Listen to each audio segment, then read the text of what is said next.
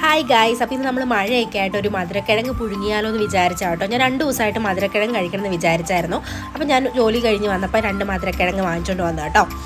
അപ്പം അതിൻ്റെ കൂടെ നമുക്ക് കഴിക്കാനായിട്ട് കാന്താരി ചമ്മന്തി കേട്ടോ. കുറേ ഇച്ചിരി അരഞ്ഞു പോയി, എന്നാലും കുഴപ്പമില്ല, നമുക്ക് കഴിക്കാം. അപ്പോൾ ഞങ്ങളിവിടെ മധുരക്കിഴങ്ങ് പുഴുങ്ങുന്ന സമയത്ത് അതിൻ്റെ തൊലിയോട് കൂടിയിട്ടാട്ടോ പുഴുങ്ങുന്നത്. അപ്പോൾ അതാകുമ്പോഴത്തേക്കും നമ്മൾ തന്നെ അതിൻ്റെ തൊലി ഇങ്ങനെ പെട്ടെന്ന് തന്നെ പൊളിച്ചെടുക്കാനും എളുപ്പമായിരിക്കും.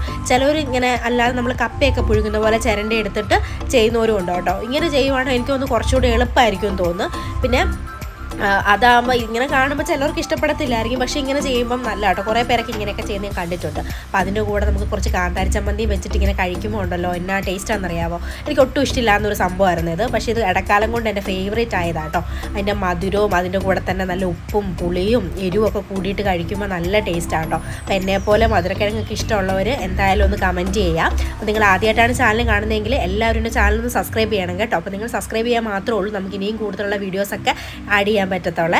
അപ്പോൾ ഇതിന് കൂടെ ഞാൻ നല്ല കട്ടൻ ചായ ആട്ടോ എടുത്തിരിക്കുന്നത്, നമ്മുടെ സാധാ കടുകാപ്പി ഉണ്ടല്ലോ.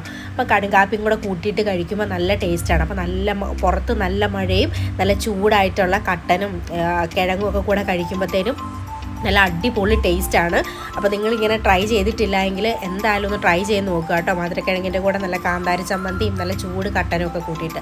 അപ്പം നിങ്ങൾക്ക് വീഡിയോ ഇഷ്ടപ്പെട്ടിട്ടുണ്ടെങ്കിൽ എല്ലാവരും എൻ്റെ ചാനലൊന്ന് സബ്സ്ക്രൈബ് ചെയ്യുക, സപ്പോർട്ട് ചെയ്യണം. നമുക്ക് അടുത്ത വീഡിയോ ആയിട്ട് കാണാവേ. ടാറ്റാ.